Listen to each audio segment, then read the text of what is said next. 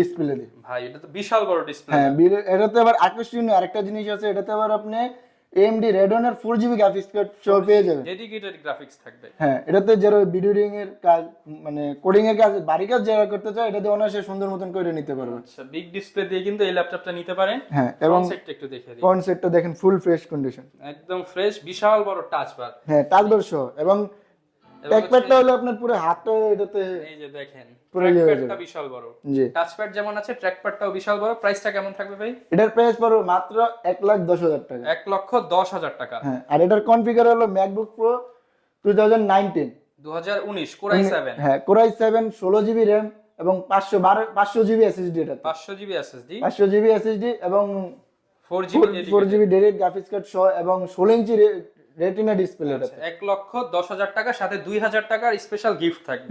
হ্যাঁ, গিফট থাকবে। আর এটার আপনি আরেকটা কালার হলো